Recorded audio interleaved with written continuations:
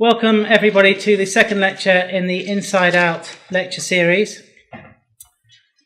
They say when things go wrong, which they invariably will from time to time, it's not the problem that matters so much as how you react to the situation that counts. In the same way, what amazing artists like John Baldessari, Philip de Barlow, Michael Craig Martin, Pavel Buchler, Gary Neal Kennedy, Susan Hiller, Brian Catling, Jane Rendell and others make individually may not be as important as what they have enabled others to do. The artist Pavel Buchler put this succinctly when he talked about the nature of art as a collaborative activity, and that what matters is not what you do individually, but what your work enables other people to do. He said, culture is a collective activity. It's not an individual activity. Talking about philosophy, 99% of all philosophical writing is an elaboration on someone else's work. There are few very great ideas or thinkers, be it Plato or Aquinas to name two. But it takes all that collective elaboration for the next great thing to come about. So one can say 99% of all art is not going to make any great difference in itself, but it still seems to be needed so that the great, profound, deep moment can somehow emerge from it. It's one of the problems with the culture we live in that does not recognise this or only pays it lip service. The collective role of artists in forming the conditions of art is not really understood because we have a culture of individual accountability, measurement, detailed evaluation and categorisation of everything we do from the moment we enter school until the moment we die. You can say that one way of looking at it is that the measure of an artist is what he or she enables others to do. So Lucio Fontana is a very great artist. What matters is not he advanced a certain idiom of painting, but that he enabled an awful lot of people to do extraordinary things. It is a different perspective. Today, we are delighted to welcome Professor Jane Rendell from the Bartlett School of Architecture in London to talk to us. I was lucky enough to be taught by Jane in 1997 at Winchester School of Art. She taught me a method of writing essays where the essay almost writes itself. Since then, I have passed this brilliant method of essay construction on to over 2,000 students. As well as helping my students and myself learn to write more accomplished academic essays, a particular sentence that Jane wrote in an essay for an edited collection by David Blamey entitled Travelling the Distance, Encountering the Other, resonates strongly for me.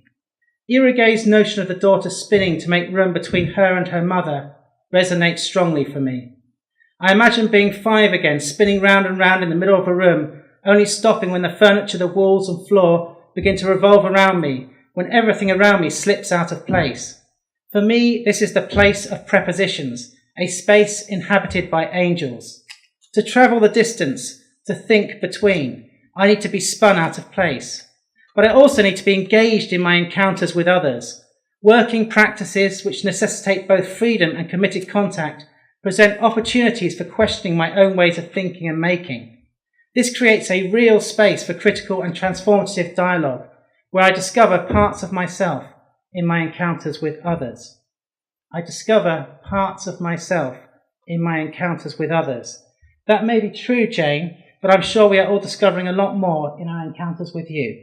Please join me in extending a very warm welcome to Leeds Beckett University, Professor Jane Rendell.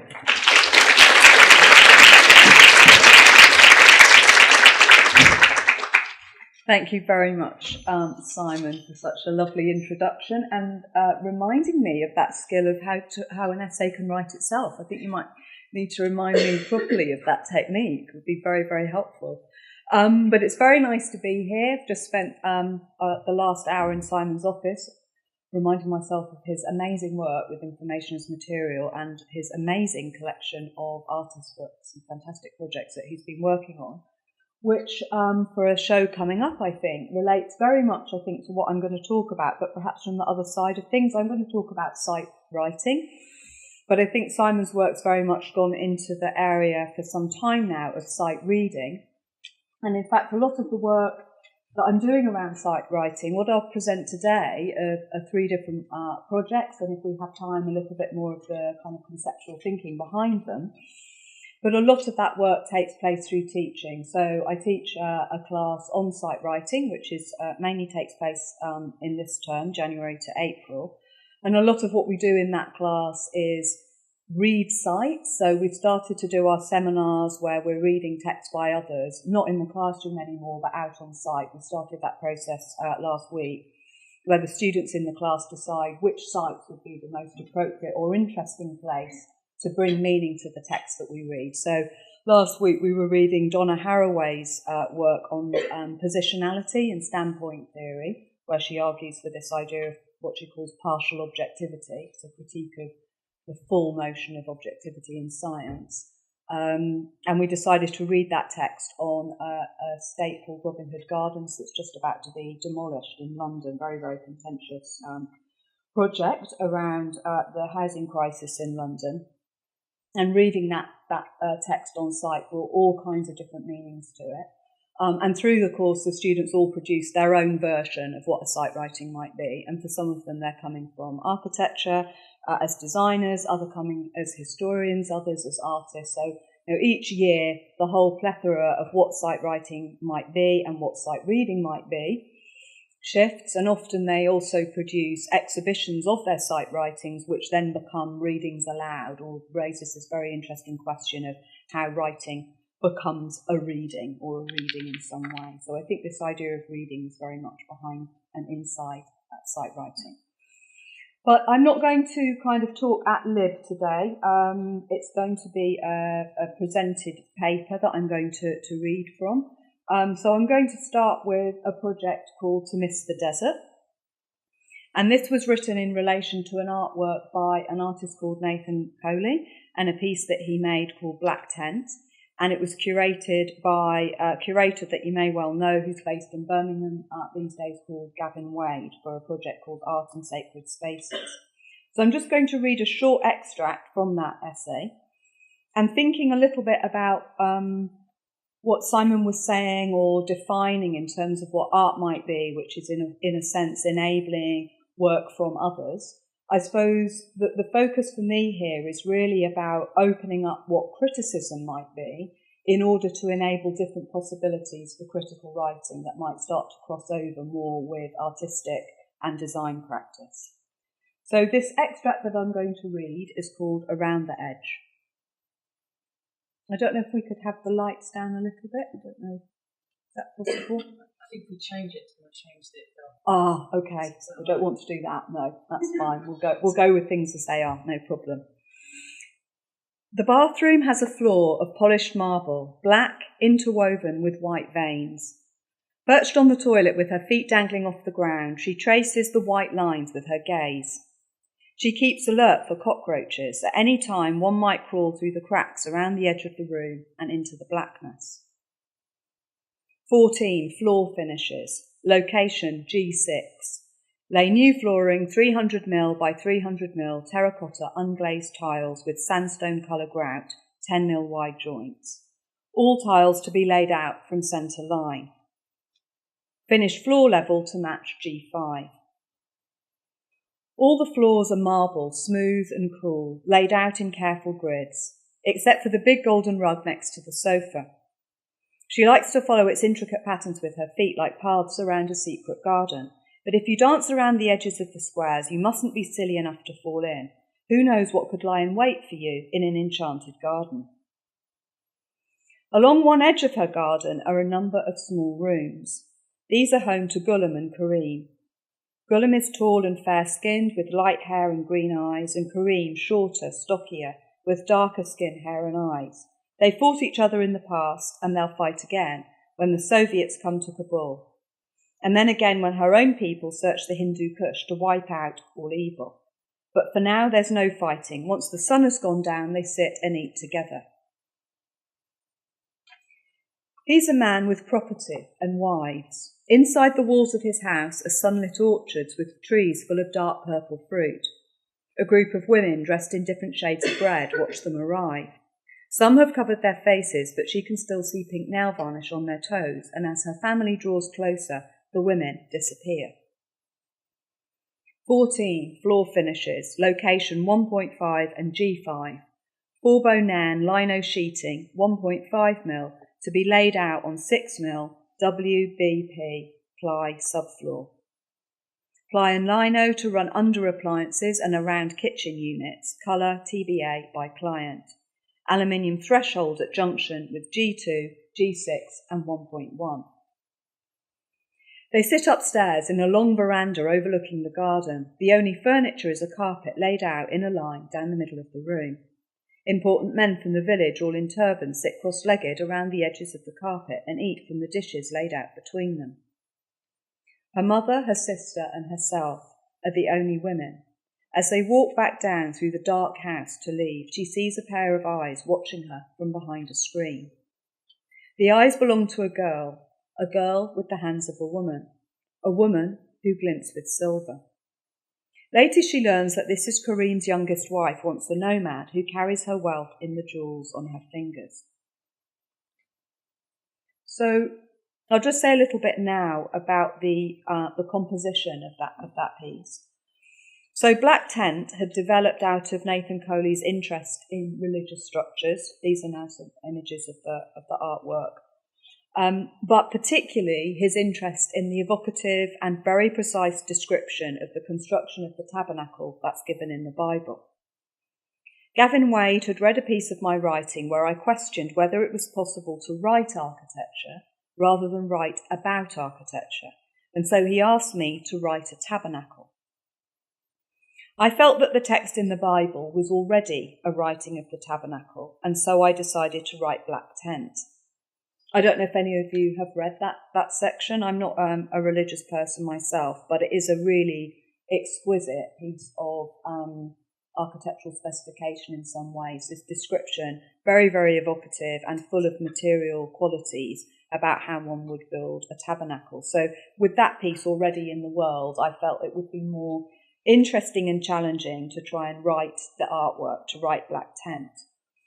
So as you can see, Black Tent consists of a flexible structure, a number of steel-framed panels with black fabric screens stretched across them, small coloured squares and transparent windows crisscrossed with stitching are inserted into the screens. You can just see one close up on the right there.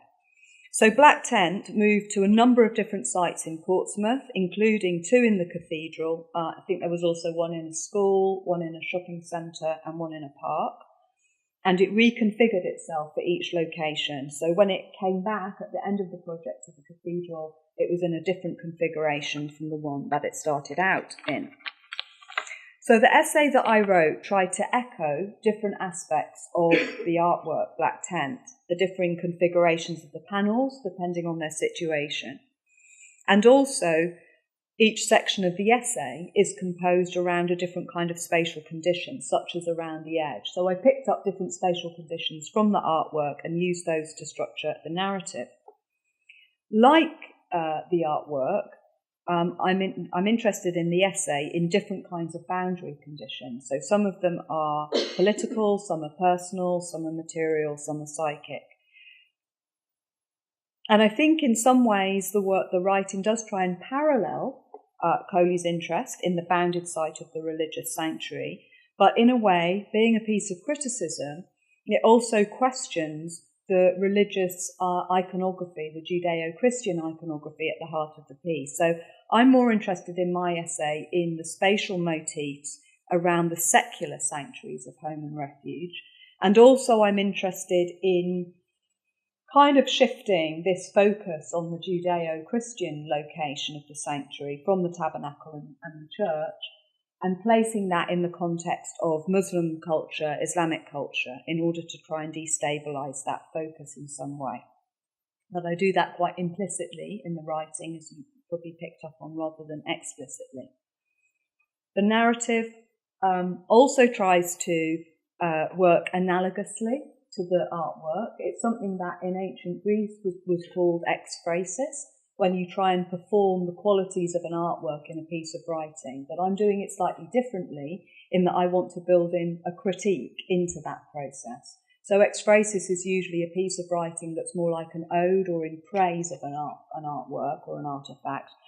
I'm trying to use the process of analogy, what it means to make a work in words in a critical way. So each time that one tries to make that translation from one medium to another, even that small act of interpretation, each time that you try to do that, something will shift, as you know, from things like still life drawing and copying, that just in the act of copying, you're always transposing and translating. So I was interested in these squares having two sides, views of the cathedral being possible from either side of the square. So I decided to write the piece in two voices to approach the idea of the sanctuary from two perspectives. One is a private sanctuary perspective and the other is a public one. So one voice, as you would have picked up on, is more of a childhood, it's a child's voice, dealing with the intimate spaces of memory and various nomadic cultures and countries in the Middle East, whereas the other voice adopts a much more professional tone, and it describes sanctuaries at different scales and stages of the design process. So these texts are ones that come from construction specifications. Many of you studying either architecture or some kind of product design will be used to that process, perhaps, of the construction specification where one has to write a very, very detailed account of the materials to be used and how they're going to be put together. It actually becomes both a legal document, but also a document for pricing a building or a document for giving instruction to a builder.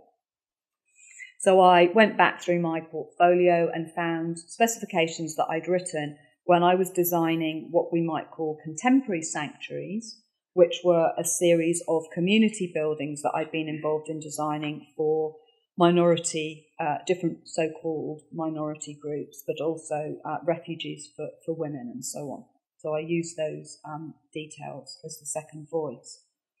Now, what happens quite often in my work is that I'll make a piece or write an essay, and then I'm sure this happens for many of you, it will lie dormant for a while, and then something else, maybe it's a cultural event that's occurred, a political moment, sometimes a really nice invitation to make another piece of writing or a work. Something will prompt a reworking of something earlier and bring it back into life.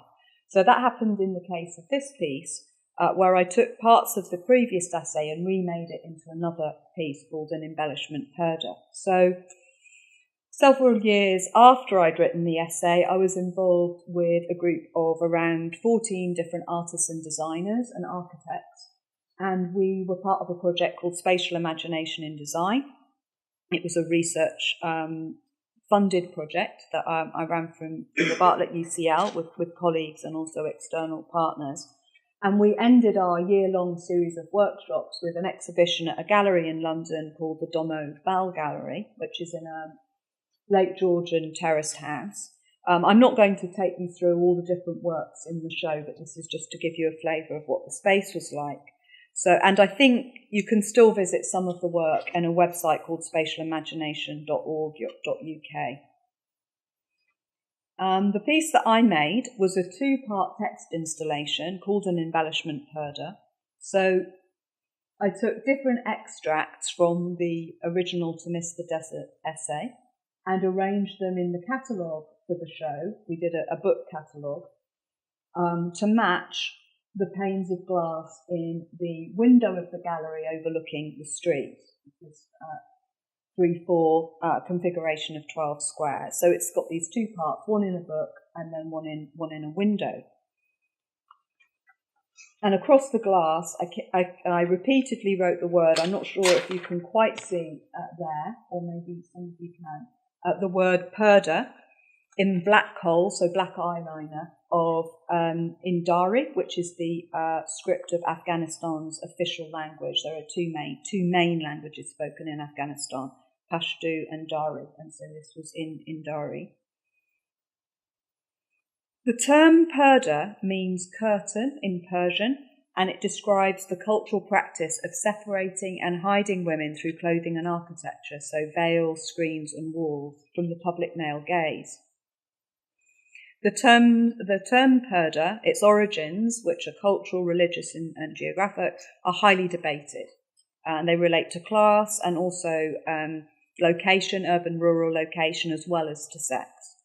And the variations in what might form a practice of purdah are quite diverse. They vary according to location, and as I'm sure many of you know, they involve covering different kinds of combinations of women's whole body, or perhaps just the hair and a hijab, or perhaps part of the face.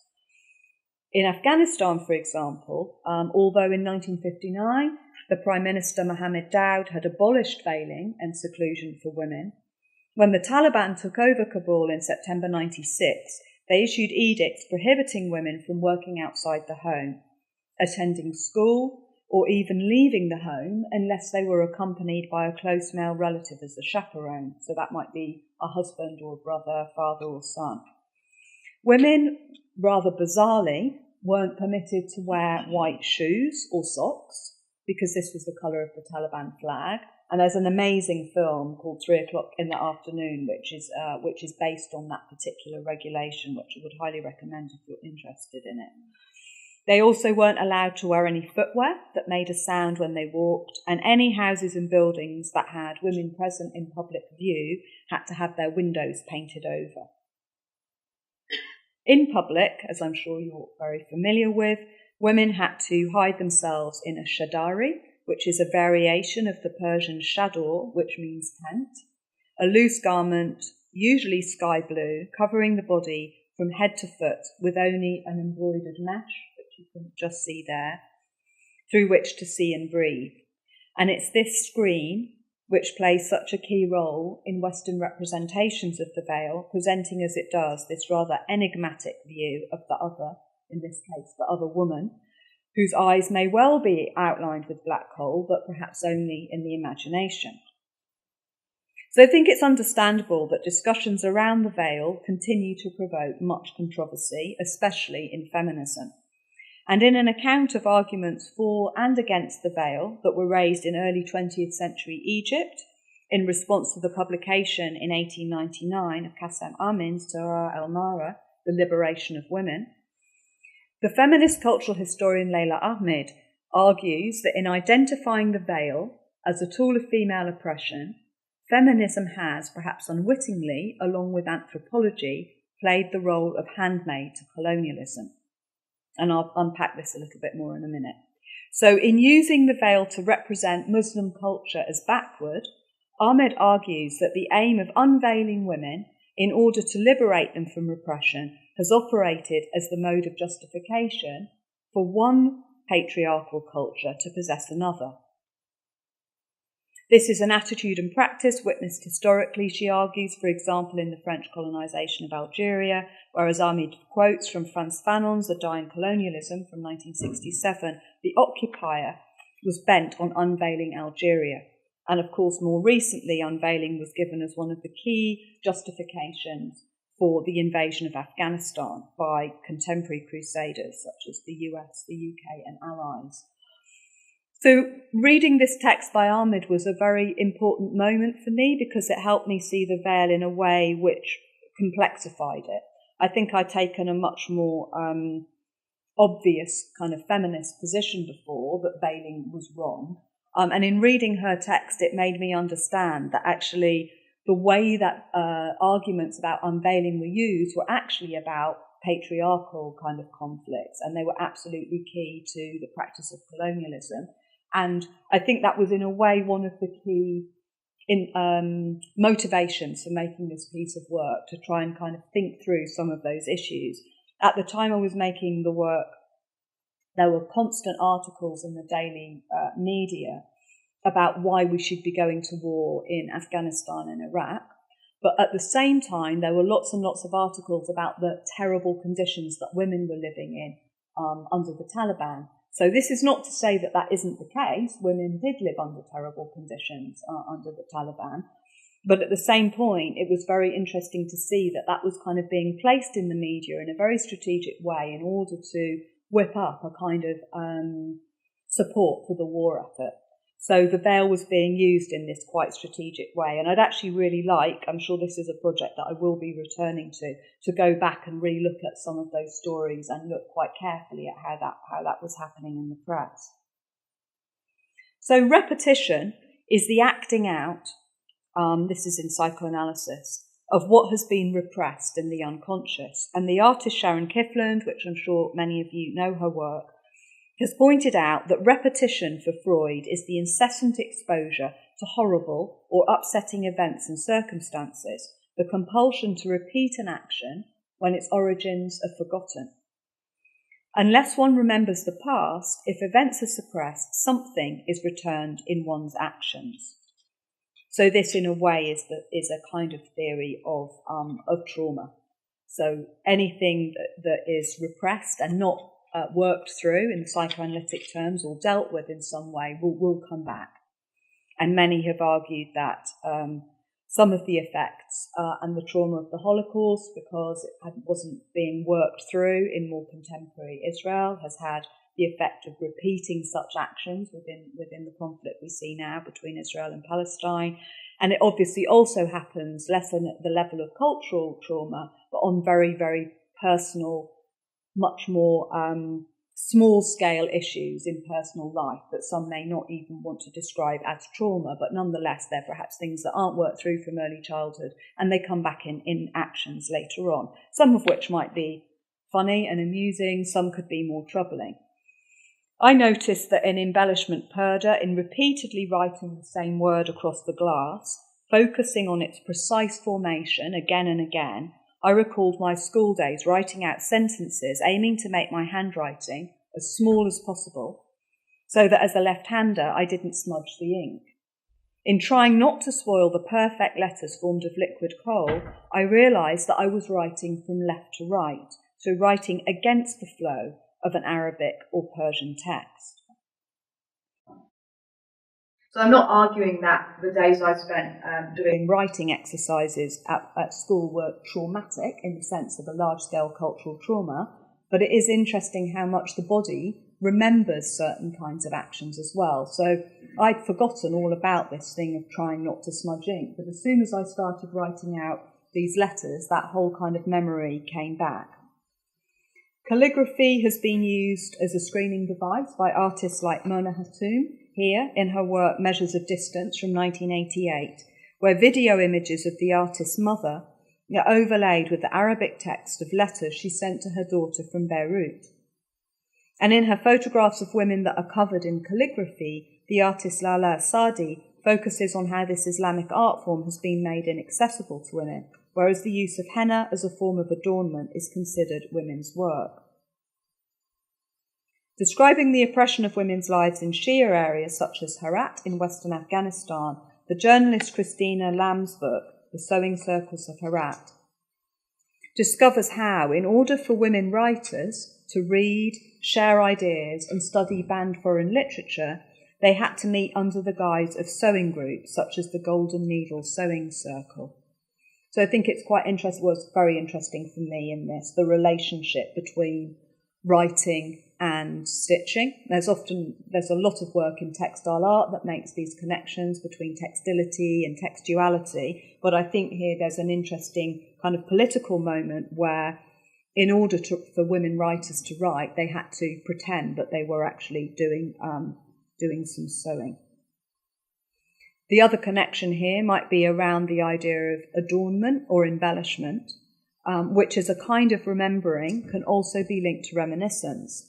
And to go back to Sharon Kifland again, she writes that while the analytic process may not aim at reliving past experience, at feeling the same emotions, this still happens. In reminiscing, stories are embellished, made better or worse, and so occupy a register of the imaginary.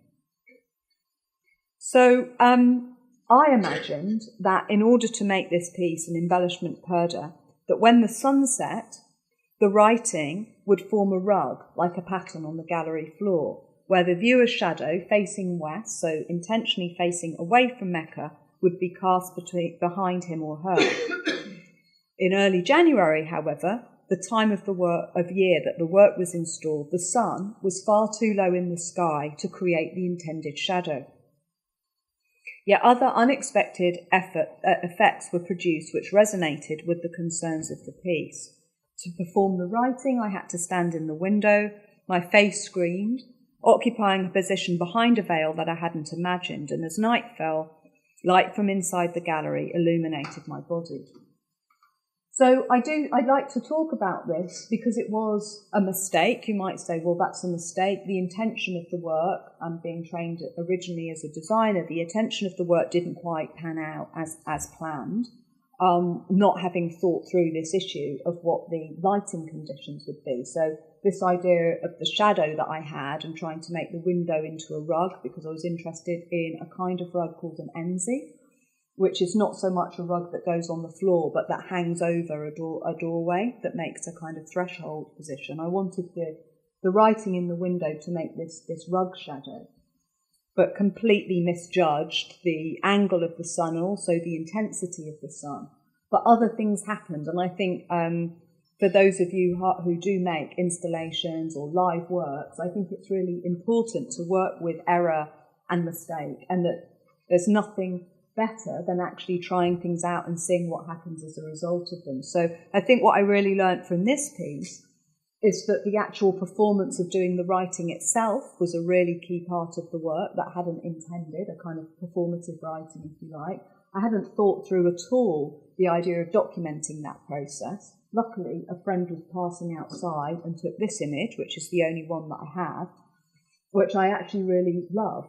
As this kind of fleeting image of me in the window. But I think if I was to remake this work, I would think much more carefully about precise time specificity of the work in terms of seasons and light conditions, documentation of its performance, but probably also would want to position it outside a gallery space, in a space that had a stronger cultural resonance. My partner, who is a site-specific artist, suggested that a more powerful place to have made a work like this might have been in a hotel opposite the American embassy in some ways at this time where the debate about the legitimacy of an attack on Iraq was being staged. So I'm sure I will return to this work at some time in the future. So just to wrap up on this project, for those of you who've not seen it, this is an image from a film called Kandahar by Mohsen Makhmalbaf from 2001. It tells the story of an Afghan woman journalist who's living in Canada. She travels back to Afghanistan when her sister writes to say she's going to kill herself before the next solar eclipse. The female protagonist's journey in this film is filmed from behind the veil she's wearing, offering Western audiences a view out from the interior, and so reversing the usual media representation of the camera imaging a covered faceless figure. So most of the film is shot from through the veil, but there's this amazing moment in the film where she lifts the veil and you see her eyes, which I think is a really sort of key part of the narrative as well. The rise of interest in the veil, evidenced through all kinds of cultural forms, novels, films, artworks, has increased dramatically since the Western invasion of Afghanistan and Iraq. The stories told from behind the veil, though, are often authored by those who have not experienced the reality directly, extending the problem of the Western-dominated representation of the veil in the media, which the journalist Christina Noel Karimi describes as rendering Afghan women faceless and voiceless. The veil obscures their faces, she says, while others tell their stories, which is obviously part of the problematic that this work sits within. So, embellishment purdah doesn't seek to make a judgment on the veil. Rather, it wishes to show how things seem quite different depending on who and where you are. From inside the gallery and outside on the street by day and by night, the work changes according to the position occupied.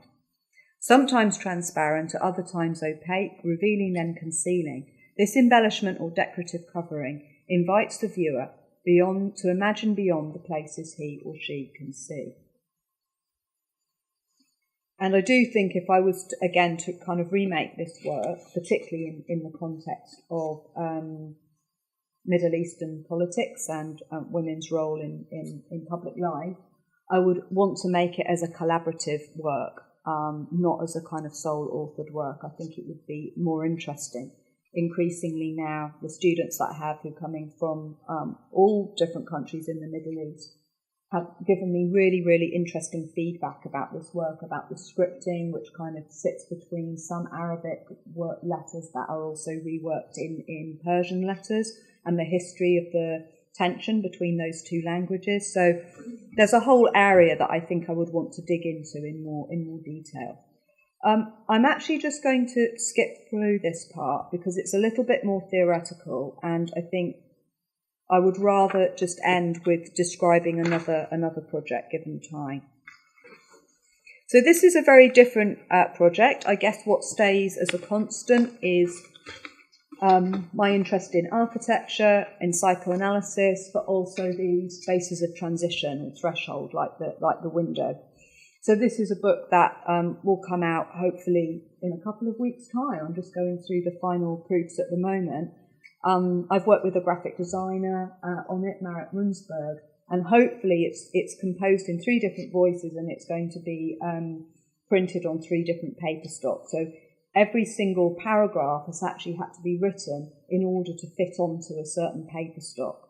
And I'm very, very interested in that whole process of writing and making books and designing writing that actually fits into certain kind of page sizes and stuff, which I'm sure some of you may also be really interested in. But doing it, I've done it on small scale pieces, but doing it for a 300-page book has been quite challenging. Luckily, the graphic design has been more than patient. So, this is a piece called May Morn. The house is beautiful, a 1-storey building with a square plan. Born at the birth of modernism in the aftermath of the First World War, it embodies the values of an early English modernism, of the arts and crafts movement, truth to materials and honest craftsmanship. From the road it looks a little unloved, in need of some care and attention. Up close it's clearly derelict, almost in ruins. We enter a room with windows at each end. Curtains are falling away from the runners. The fabric's been soaked overnight and is drying in the spring afternoon sunshine. On the windowsill and spilling over onto the floor are piles of old magazines. The pages are stuck together and disintegrate if you try to pull them apart. There are some photographs of buildings. One is particularly damp. The corners are soft, the surface is wrinkled. It shows a tower block, just completed, empty, pristine, a moss-green utopia, the modernist dream dispersing as it soaks up spring rain. Longing for the lightness of spring. In 2001, Jules Wright, the curator from the Wapping Project, sadly who has just passed away actually, invited me to write an essay about a work by the artist Alina Brotherus called Spring. Spring was composed of 2 installations, a backlit image in untitled, 3 metres by 8 metres, reflected in the water tank on the roof of Wapping, showing an illuminated horizon dividing sky from earth. The pale grey sky of Iceland floats above what was once viscous lava, now covered in green moss. And a video triptych, Rain, the Oak Forest and Flood, which was projected on screens hung from the ceiling in the boiler house. In the first video, the viewer, located on the inside of a window, watches as rain streams down the outside of the glass. The second shows an oak forest after the rain has stopped, but when drops still heavy continue to fall to the ground, what John Betjeman has called second rain. The third video shows a flood. A forest of elegant trees rise silver from a pane of shining water. In responding to spring, I found myself returning to scenes, real and imagined, remembered and dreamed, that corresponded with Brotherus's images and supplemented her landscapes with places of my own. The 3 places I described made spatial and material and visual associations with Brotherus's spring. Moss Green. The house is beautiful, a 1-storey building with a square plan. Born at the birth of modernism in the aftermath of the First World War, it embodies the values of early English modernism, of the arts and crafts movement, truth to materials and honest craftsmanship. From the road it looks a little unloved, in need of some care and attention. Up close it is clearly derelict, almost in ruins. We enter a room with windows at each end. Curtains are falling away from the runners. The fabric has been soaked overnight and is drying in the spring afternoon sunshine. On the windowsill and spilling over onto the floor are piles of old magazines. The pages are stuck together and disintegrate if you try to pull them apart. There are some photographs of buildings. One is particularly damp, the corners are soft, the surface is wrinkled. It shows a tower block just completed, empty and pristine, a moss green utopia, the modernist dream dispersing as it soaks up spring rain. White linen. I dreamt of the house last night, my mother's home in Cwmgor, South Wales. As a child, it was the place where it always rained in the holidays, but now as it slips away from me, I already begin to miss. I was in the dining room, the rest of the house was empty except this one room. The furniture was far too big and covered in linen. The air was thick with silence. With the curtains drawn it was dark, but the linen glowed white. As I went towards the mantelpiece to take a look at myself in the mirror, I saw for the first time in the reflection that the room was full of plants, so alive I could smell moisture still on their leaves. Bittersweet. In Palafrugell, a small town north of Barcelona on the Costa Brava, is a derelict cork factory with a clock tower in front. Inside, the floor is covered in dust and pieces of furniture, lampstands, chairs, old printing machinery. There are words everywhere, scattered all over the floor. Burnt orange, turquoise, black and white, bittersweet. We stay in the factory a long time. We don't speak, we just walk and look. And later, once we've left the building, he brings something to show me. It's a white sign with carefully painted black letters. Bittersweet. In Moss Green, I remembered a derelict house in the Greenbelt, where in spring we found photographs of a brave new world of modernist high-rise housing. Just after the autumn equinox, just after her death, I dreamt of the shrouded home of my Welsh great-aunt. White linen recalls the presence of life in the form of plants in this dream, while Bittersweet recounts another spring visit, this time to an abandoned cork factory in Catalonia, where we found the names of colours scattered, abandoned all over the floor. Anticipating the end of winter, spring opened in Wapping just after the autumn equinox in the Northern Hemisphere. So curatorially, the work faced the long decline into winter, the season from which it desired to turn away. Paralleling this juxtaposition, which poised spring's hope for winter's retreat, right at its early edge, I position spring's foregrounding of anticipation as a yearning that looks forward to new life against my own fascination with the backwards gaze of nostalgia. My three texts, Moss Green, White Linen and Bittersweet, connected Brotherus's landscapes infused with anticipatory longing to places tinted by nostalgia, constructing a kind of tension between life and death, rejuvenation and decay, a looking forward and a turning backward. May Morn. A spacious one-bedroom flat situated on the 8th floor, commanding marvellous views of communal gardens and the city beyond. The property is located in a Grade 2 listed ex-local authority block with 2 newly installed lifts giving easy access to the shopping, restaurants and transport facilities of Bayswater, Circle and District lines, and Queensway, Central line, plus overground routes of Paddington. Magnificent Kensington Gardens are also close by. This property comprises of 2 double bedrooms and offers spacious living accommodation. The property is situated on the 3rd floor and is in very good condition. The flat would be ideal for a first-time buyer or a rental investment. It also benefits from being close to Roehampton University and local amenities. A well-presented, bright, one-bedroom flat on the 6th floor of this Grade 2 listed modern block of flats serviced by 2 lifts. This ex-council flat benefits from spacious rooms and communal gardens. The property is offered in good decorative order throughout, further benefiting from being chain-free. A practical 3-bedroom flat split over 2 levels on the upper level of this small block in Churchill Gardens. The property consists of 2 double and 1 single bedroom, kitchen, reception room, bathroom, separate WC and a large balcony. The property requires updating, but gives potential buyers the chance to put their own stamp on the property. An unmodernised two-bedroom flat, set on the first floor, lift, of this block on the superbly located Horfield Estate, Westminster Council in Bayswater. Occupying approximately 736 square feet, the property comprises 2 double bedrooms, reception room, generously sized kitchen, I wonder if we believe that, bathroom and separate WC. Once refurbished, would make an excellent central London home or long-term rental investment. And finally, another great located flat for sale. The property offers a well-proportioned one-bedroom flat located on the 8th floor with great views. Don't worry about the mortgage. Most high street banks will lend due to its excellent location. Moss Green.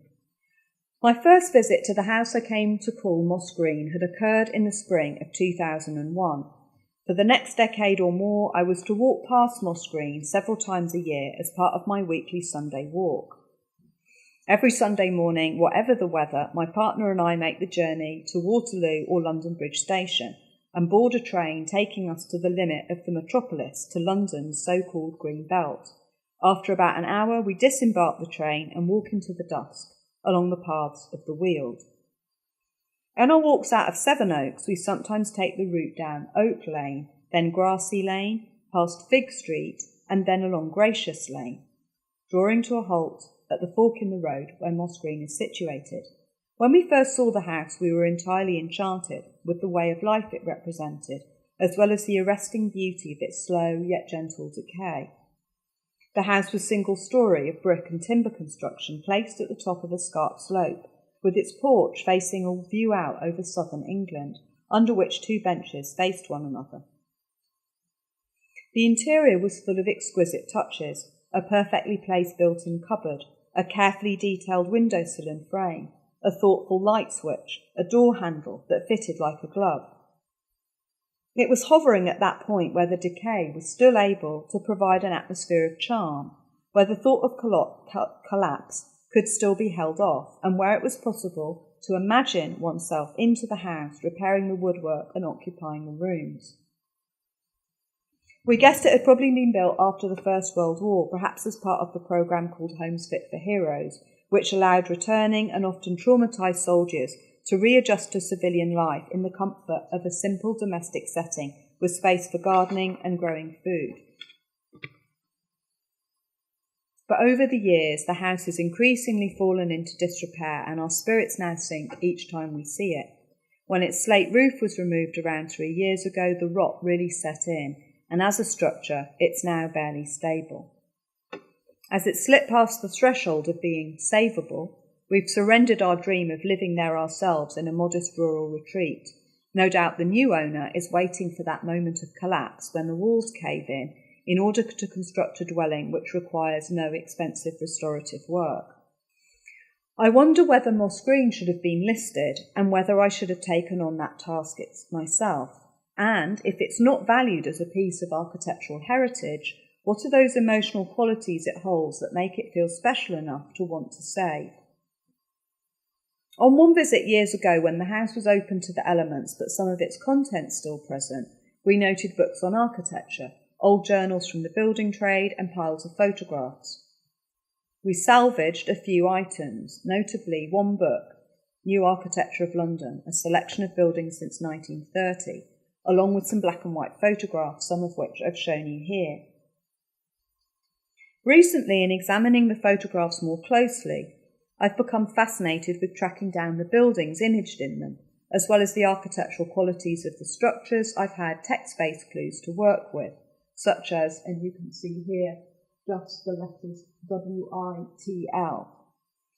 So in working between New Architecture of London and web searches for the various clues, I've managed to track down most of the structures, and it turns out that the majority of them are what we would now regard as modernist icons. So one is the Elmington Estate from 1957 in Picton Street, SE5, which was designed by the London County Council Architects Department. It's a massive department set up after the Second World War. That sadly is now largely demolished. The Horfield estate from 52 to 55 in W2, Bishopsbridge Road, so near Paddington, designed by Tecton, Drake and Lasdon. And if you're not coming from the architecture school, the Tecton, Drake and Lasdon are very important modernist architects, and this was designed again for a council, this time Paddington. The Alton East estate, again from 52 to 55, this time in Roehampton, again designed by the LCC, probably one of the most famous post-war estates, certainly on one of the largest scales, and used this design of what are called point blocks, which was part of Swedish modernism, and combined that with low-rise housing. And then finally, Churchill Gardens from 1950 to 62, designed by Powell and Moyer, again very key architects in the post-war period, for Westminster City Council. And this is in SW1, so it's quite close to Victoria. At the same time, I was searching for a new flat of my own in London to live in and buy, and so I took the opportunity to view these same buildings via a property website called primelocation.com. The search revealed their value in economic terms as property or commodities. From an estate agent's perspective, these flats are described as ideal investments, not as places where the purchaser might choose to live, but rather as buy-to-let opportunities, real estate to be rented out to students and others. The images of fully occupied domestic settings on the property website, which I think you could just see here, sorry, they're very small, provided an interesting counterbalance to the just completed exteriors photographed from the outside, positioning the architecture as a commodity to be purchased by individuals, as well as, perhaps instead of, social entities to be lived in by communities. Searching for modernist icons through primelocation.com was a rather stark reminder of what had happened to the ideals of modernism, which are originally described as socialist, but actually in this country, welfare architecture that was built after the Second World War probably wouldn't be best described as socialist, but it certainly had social ideals built in of trying to kind of balance the difference between the wealthy and the poor. Some of the modern movement's public housing projects are now oases of cool property in the London postcodes associated with the rich, so those in the west of the capital have often been quite well maintained, often privatised, provided with concierge schemes. This is part of Churchill Gardens. Others in areas of regeneration. Some have been connected with the aspirations of up-and-coming neighbourhoods, despite the grimy conditions of their rather neglected public spaces, the lifts and stairways and facades. But then there are those pieces of architecture in the poorer boroughs, outside the pockets of existing wealth, in those aspiring regeneration zones, which have intentionally been allowed to decline materially. They're not included in what the council call major works programmes, the large-scale council repair and maintenance cycles. They're located in what the councils like to describe as sink estates. Many of the blocks house the poorest families in London. So some are now being demolished because the years of terminal neglect have led to conditions where repair is now so expensive, and also because the original construction is now often viewed as too expensive to overhaul. So this is a massive debate that I've been involved in much more recently, working with the leaseholders on the Aylesbury estate in this big debate on reconstruction or demolition, which if you're interested in, if you're in the architecture school, you sort of Google Aylesbury, I think Jane Rendell AJ, you'll see the expert witness statement that I made, and also the way that I tried to show that what the council had done in the case of the Aylesbury, which is a massive estate in South London, they bumped up the figures for refurbishment. So it made it look like refurbishment wasn't a viable option. And all they provided to make the case to the committee to justify demolition was simply one A4 spreadsheet, which had the amount that the council would get as profit from selling the land. So there's a lot of problems around what is happening to these new estates. And we just heard Just after Christmas, beginning of January, David Cameron, with his appalling speech, saying that 100 public housing estates have to be knocked down, and that nothing, I think this is the final line of his speech, nothing will stand in their way, which almost sounded fascist to me. But anyway, so we've got that coming, and everyone's waiting to see which estate that's going to hit, which I'm very concerned it's actually going to be the one I live in, as I'm sure many others are. So, what of the person who lived in Moss Green and once owned the photographs of these modern buildings? Was he or she an architect? Did they play a role in designing the buildings in the photographs? How did they compare these two schemes for urban mass housing, or the scheme for urban mass housing with their own rural bungalow?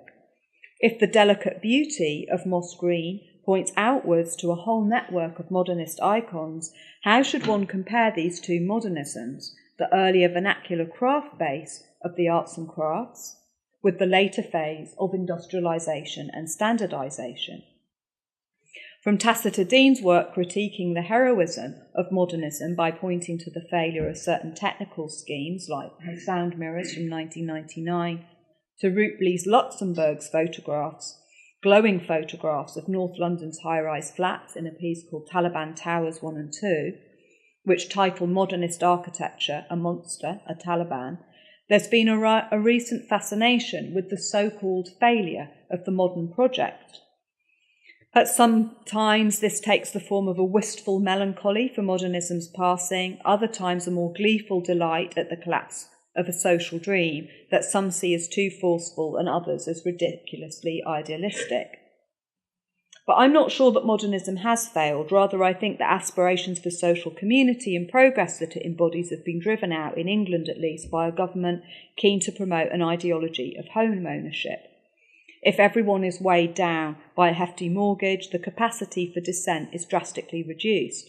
There's a lot at stake when the social housing of the modernist project is sold off as a good opportunity for investment on primelocation.com. It's perhaps not overstating the case to suggest it's created a disaster for the left, not only because the number of homes available to let by the council are reduced for those who most need them, but also because those who buy them become part of the propertied class, and all that entails. I know this because I'm part of the problem.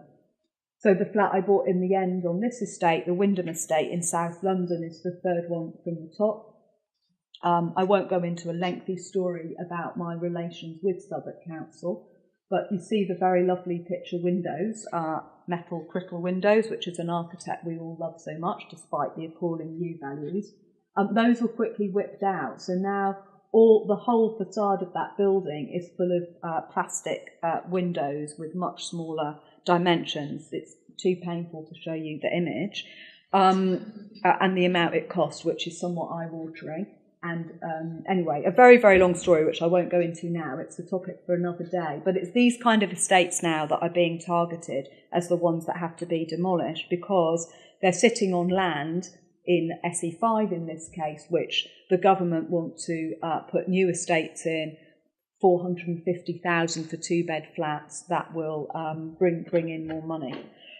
So even when people who bought these flats, many of them say in the Aylesbury estate or Haygate, which you may have heard of, under something called Right to Buy, which Thatcher brought in, so these are council tenants who were able to buy their own homes, they're now being given such small amounts of money for their flats as leaseholders that they can't stay in London. And of course the tenants, when those estates are demolished, they're told they'll stay in the area, but of course they're not. And some fantastic urban researchers have been doing dispersion maps to show where all these people end up. Leaseholders end up way outside London, Ipswich and places like that. And the tenants end up in the very exterior boroughs of London, which often means they've got massive commutes and costs coming into work in the centre. So I'm very near the end now. Returning to Moss Green several weekends ago, much of the timber work had collapsed and was lying in pieces on the grass. I turned one rotten section over to reveal two words, painted in fast fragmenting white letters, May Morn. This, I remembered, was the building's name plaque, which had been located at the entrance to the plot framed by brambles when we first came across the house. Morn and mourn are homonyms. One suggests a beginning, the other an ending. Mourning begins the day, while mourning, in grieving the loss of something or someone, marks an ending. Due to their deteriorating material states, the moss green house, the paper of the photographs, the painted letters may mourn. All three point towards their own disintegration or endings, and yet the buildings contained within the photographs are shown at the beginning of their life. What does it mean now to turn back and examine these icons of modernism at an early moment, a springtime perhaps, when hope for a better future was not viewed as a naively misjudged optimism? I wrote the first version of this essay on a May morn, a day before the general election of the 6th of May 2010 in the United Kingdom. I delivered it as a talk 6 days later at the University of Roehampton, after I'd voted Liberal for the first time in my life. So disgusted was I with New Labour's lies over the Iraq War, which obviously links back to the previous work I showed you, and the transfer of public funds into the hands of a banking elite. On a day, the coalition between the Liberals and Tories was formed, on a day on which I discovered I'd helped to deliver the country a Tory government. So you can imagine how joyful I feel about that decision now. I was approached after my talk and asked, "Did you know there are 2 homonyms in the title of your talk and not one?" I looked back blankly. May the month and May the verb, he explained, and then added, "You seem to be asking for a right to mourn." It turns out that May is a homograph, not a homonym. May is a month of the year, but May is also what we call a modal verb, one which expresses possibility, to express a wish or hope, to request permission. May I mourn? So post-election and post-New Labour's ambivalence towards the public sphere, the Conservative agenda suggests no such ambivalence. Drastic cuts are being made in the name of austerity, doublespeak for what is actually a transfer of funds to the wealthy classes. In such a political climate, enacting a mourning for modernist housing is potentially a rather regressive and romantic project. But writing positively of nostalgia as a longing for something better, Jameson has pointed out, I'm referring here to Frederick Jameson, the cultural critic, with reference to the earlier work of Walter Benjamin on allegory and ruin, that looking back to a past, because it appears to be better than the problems of the present, is not necessarily regressive, especially if it can be used to change the future. So Jameson writes, "If nostalgia as a political motivation is most frequently associated with fascism, there's no reason why a nostalgia, conscious of itself, a lucid and remorseless dissatisfaction with the present on the grounds of some remembered plenitude, cannot furnish as adequate a revolutionary stimulus as any other." And I think I will end there, given time, so that we have time for some questions and comments. So thank you very much.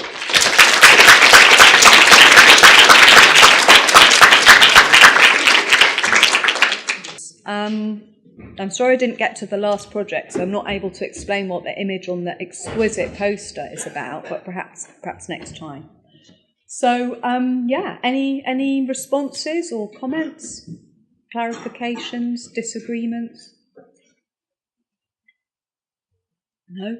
Hungry, perhaps? Thank you for the talk, and I think it's very rich because there are many issues that I would like to discuss with you, but just a kind of straightforward one. I think it's like you're presenting your work, doing an autobiography of the work itself. And I understand the relation for the last project, it was architecture and psychoanalysis. And it seems to me that also the way you're doing this autobiography of the work is through free association. Mm-hmm. So that's kind of, I understand the psychoanalysis. So that's, if you want to comment on that. Then there is the kind of, the first part of your talk where you spoke about the veil. Mm-hmm. And it came to my mind that when you see a person that is veiled, actually it stops to be a subject in the subject-object relation. So maybe that's why it's very threatening. It becomes a thing instead of a subject. So it disturbs the very foundations of how we perceive the world in the Cartesian order. In your case, in your work, the frame that you produce restores the kind of Western subject-object, because it doesn't really matter if it's, like a different view from the outside or the inside, the private or the public, because we know what these categories are, so we are in full control. So this is how I understood your work with the kind of frame. And one final, observation, if you want to comment on this, you mentioned about the kind of repetition and repression. And I remember, Freud introduced the theory of repression in analyzing Raviva's Densis Raviva. And where he says something very interesting, which is that the return of the repressed. So, in that case, it was archaeology that they used as a means of repression, and through archaeology, the repressed comes back. I'm not sure if the repressed in that way, like if you're interested in the means of repression as something that returns instead of the repressed material itself. Thank you. That's so rich, amazing.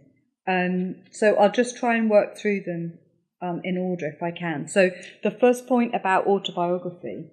Yes, I'm very, very interested in autobiography as a practice, not really in trying to establish a stable, singular I position, though I think that has its place. So the work that I've been doing on autobiography began really with a desire, I think it was the first essay that I did on this was about 98, was trying to disturb architectural theory. I was very inspired. Some people here may have read the work of Jennifer Bloomer. She hasn't sort of gone off the bibliography now, but I resolutely keep her there.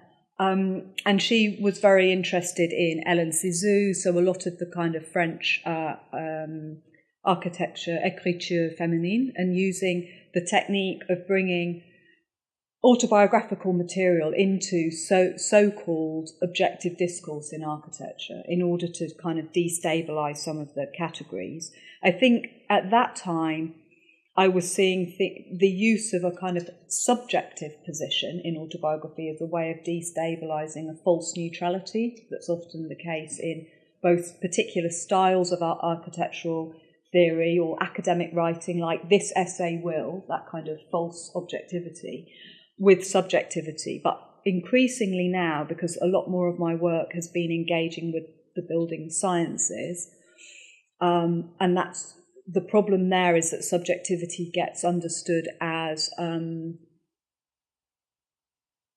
kind of weak form of argumentation, where feeling is instead of thought. But I'm actually more interested in Donna Haraway's idea of partial objectivity, and this idea that the autobiographical can actually put into play multiple partial objectivities and not try and establish kind of one over the other. So I'm very interested in that as a writing practice. It's really great that you pointed out the use of free association. The part of the talk that I didn't give because it just seemed a bit much for a lunchtime is the way that I've been interested in the techniques of psychoanalytic practice and how one can use them in criticism.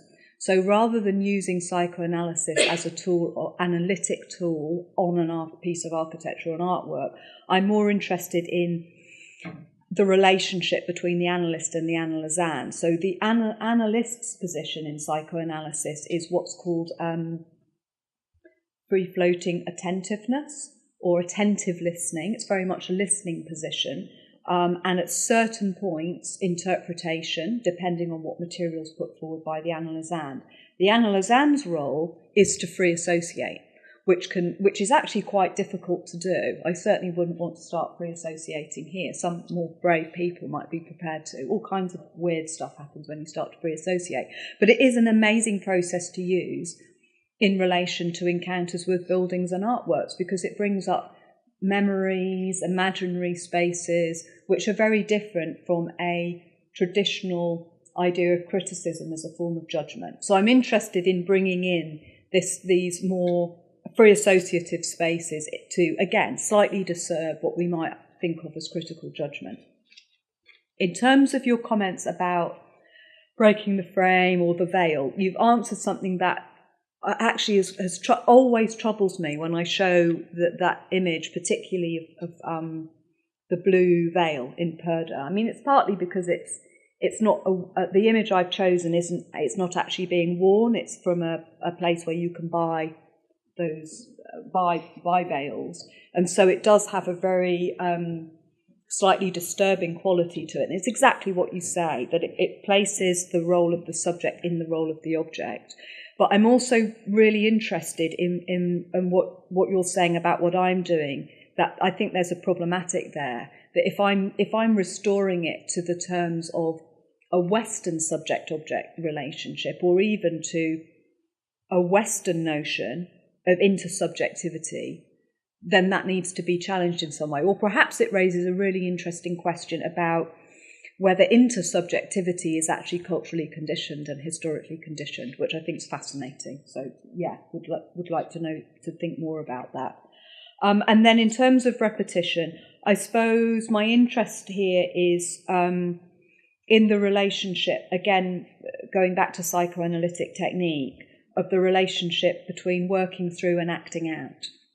So acting out will be where you're not aware of the repetition, of the return of the repressed, that repressed material is being repeated and you're acting it out. And we all do it all the time in many different ways. And some people might even say that forms of creative practice are forms of acting out. They're kind of healthy forms of acting out, and they work with that acting out material. But the other side of it, which is the intention of the psychoanalytic technique, is to help the analysand work through the repressed material. So acting out and working through are kind of two sides of the same coin. And some people worry that if they work through that material, they won't ever be able to act out, and they want to carry on acting out. For other people, the acting out can be so problematic for in terms of, say, obsessive relationships with narcotics or alcohol, or even relationships, that becomes so problematic to the subject that actually working through has to happen at some level. So I guess that's the interest that I've got, those two processes around repressed material. Any other suggestions or thoughts? No?